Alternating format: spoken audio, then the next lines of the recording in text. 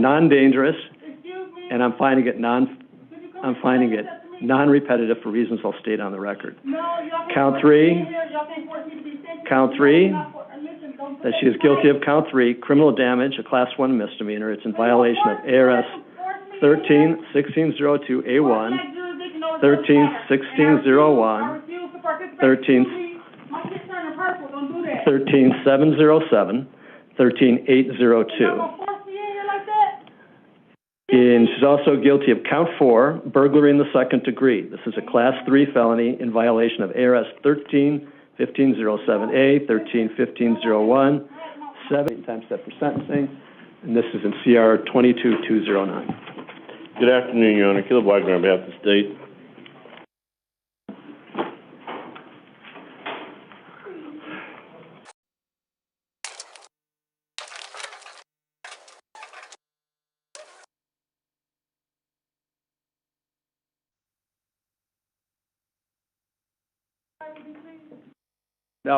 No, come on out.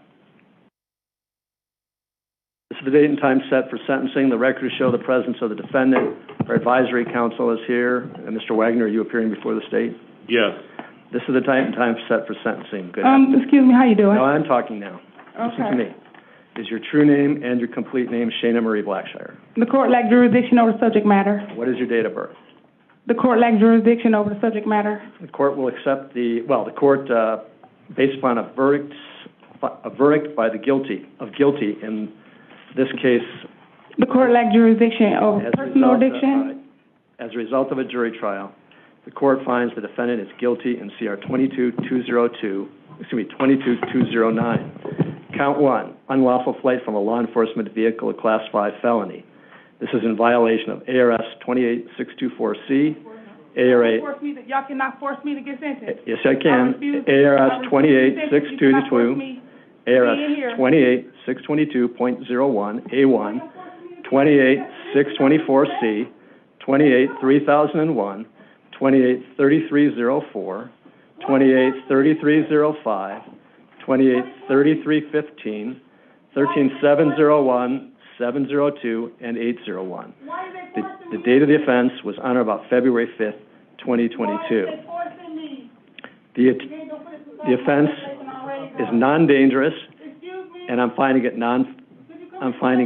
non-repetitive for reasons I'll state on the record. Count 3, that she is guilty of count 3, criminal damage, a Class 1 misdemeanor. It's in violation of ARS 13-1602A1, 13-1601, 13-707, 13-802. And she's also guilty of count 4, burglary in the second degree. This is a Class 3 felony in violation of ARS 13-1507A, 13-1501, 701, and 702, and 13-801. The date of the offense was on or about February 5th, 2022. Judgment of the court that she's guilty of count 5, resisting arrest, a Class 6 felony in violation of ARS 13-2508, A1, 13-701, 702, and 13-801. The date of the offense was on or about February 5, 2020. Excuse me, advisor. Why is they allowed to do such things? 2022. The offenses are non-dangerous and non-repetitive. The reason I'm finding them is the microphone off, Louis. By the way, turn it on. Excuse me, that's illegal. Y'all can't do that. No, that's on now. Turn it on. Yes, it is, Justin. All right. So the offenses are non-dangerous. I'm finding them Why are you allowing that? I'm finding you're your own lawyer. He's not your lawyer. He's nothing going to do it. I'm finding that they're non-repetitive because I believe that these cases, all of the charges in this case and in CR 2022-208, which is the prior case for which the defendant was convicted, these cases all of those charges could have been brought together and tried together, but they weren't. I'm not criticizing the decision. It is what it is. It happened for independent reasons, but I'm finding that they are not repetitive. All right. So, Mr. Wagner, do you want to be heard on behalf of the state? I do, Your Honor. I refuse to proceed. And if the victims wish to be heard, we have victims here in the courtroom, a victim, I think, I'm not sure. No, Your Honor, she's outlasted the victims. She's outlasted the victim. Do you wish to be heard? The victims have had to return back to their homes in Oregon, and they're not here, which is a detriment to them. They had as much a right to be here as she did for sentencing, but she is her own attorney, and she's drugged us out long enough that the victims aren't here to give a statement today. Right, so y'all can't do that. Y'all cannot force me. Y'all can't sentence me like this. Ms. Blackshire, I believe that these are repetitive and that she should be subject to the Category 2 repetitive offender statutes. She committed these crimes. She was taken into custody for the first crimes, the 208, Your Honor. She was taken into custody for 208. She made bond and was released on bond.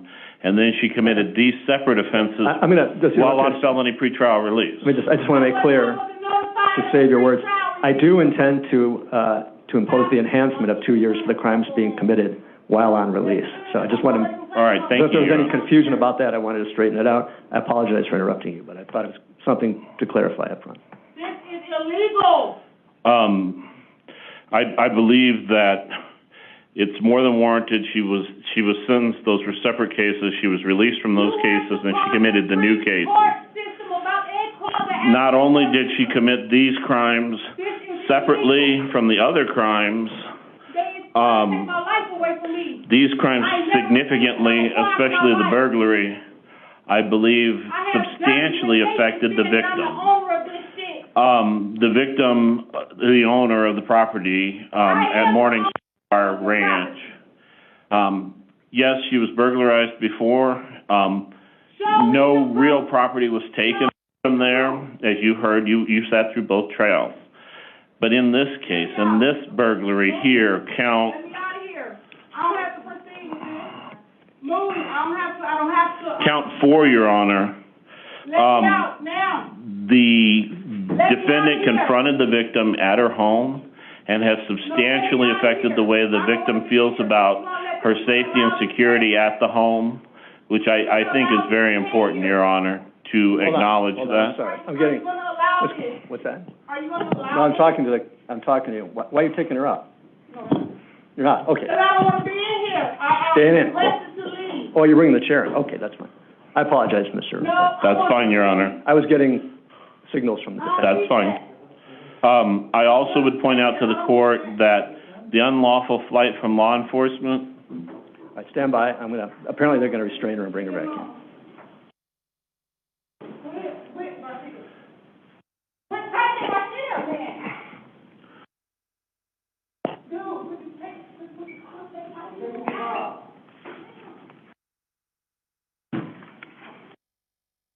Refamiliarize me in the email about what that is.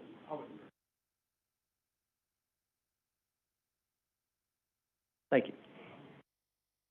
All right. This is what y'all brought me in here for? All right. Defendant is back. You may continue, Mr. Wagner. Thank you, Your Honor. I would also point out to the court that count 1, the unlawful flight from law enforcement, and count 5, the resisting arrest counts, are not in any way connected with the prior the 208 case. They're separate victims there. These are definitely separate incidents. The state would argue that as well for count 4, the burglary, Your Honor. No, I'm not relaxing. Y'all being illegal. The court lacks jurisdiction over the subject matter. Y'all don't have no right. Get this shit off of me.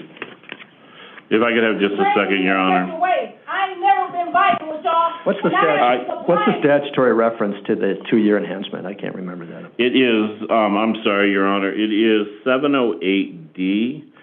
And I don't know that I made that entirely clear, but it just, whatever the sentence the court prescribes, each sentence gets a 2-year enhancement. Is that ARS 13-7-708? Yes, I'm sorry, ARS 13-708. But not as to the misdemeanor, obviously. Not as to the misdemeanor. I concur with the misdemeanor assessment that probation had, that it's just time served in the county jail, that she's already fulfilled more than the requirement for that. I agree that the presumptive terms are warranted in the other cases as well, Your Honor. I would point out that The jury during the aggravation phase, the jury found 4 aggravators. They found 4 aggravators. We have no mitigators here that I can see. Even with all of that, I would still ask for the presumptive terms as a Category 2 repetitive offender with the enhancements for the 13708D. I think that these charges probably would be warranted to run concurrent with each other, but I do feel that they should run consecutive to the defendant's prior case. She caused more harm and more emotional stress to the victim, the owner of the property, and then we have separate victims as to the resisting arrest charge and the fleeing from law enforcement charge, Your Honor. I don't have anything more to add than that, and there's no victim's presence. There's some representatives, some neighbors, some people from the Morningstar Ranch that are still living in the area. They're present here today just to watch, I suppose. Very well. Thank you very much. All right, the court imposes a sentence as follows. As to count 1, unlawful flight, a Class 5 felony, the court, as I said, finds the offense to be non-repetitive, non-dangerous. The court imposes the presumptive term of 1.5 years in the Arizona Department of Corrections. The court imposes an additional 2 years sentencing enhancement because this offense was committed while the defendant was on pretrial release, and that's pursuant to ARS 13708D. So the total sentence as to count 1, Class 5 felony, is 3.5 years. As to count 2, this is the misdemeanor criminal damage. The court imposes a sentence of time served. As to count 4, again, the court finds this to be non-dangerous and non-repetitive. This is burglary in the 2nd degree, Class 3 felony. The court imposes the presumptive term of 3.5 years. This court also imposes the sentencing enhancement pursuant to 13708D of 2 years. So the total the total sentence for count 4 is 5.5 years. As to count 5, resisting arrest, it's a Class 6 felony, non-dangerous, non-repetitive. The court imposes the presumptive sentence of 1 year. The court further imposes the sentencing enhancement as required by law under ARS 13708D for 2 years for a total of 3 years as to count 5. The court further designates that the sentence imposed on counts 1 and 5 are to run concurrent with each other. That is the unlawful flight and the resisting arrest. The sentences in counts 1 and 5 are to run concurrent with each other. The sentence imposed on counts 1 and 5 are to run consecutive to the sentence imposed on count 4, which was 5.5 years as to burglary in the 2nd degree. So the sentence imposed on counts 1 and 5 is to run consecutive to count 4. The court imposes the sentence imposed on count 4 in this case, which is burglary in the 2nd degree of 5.5 years, is to run consecutive to the sentence that was imposed in case number CR 22208. Right, so the sentence imposed as to count 4 in this particular case is to run consecutive to the sentence imposed in case number CR 22208. That's because this defendant was released in the prior case, 22208, when it was a justice court case. She was released when she posted bond on July 7th, 2021. She failed to appear and a warrant was issued for her arrest on October 20th, 2021. The events in this particular case are alleged to have occurred, I believe, on February 5th, 2022. So the events that happened at the Morningstar Ranch that were the subject of 22208 are alleged to have occurred on the dates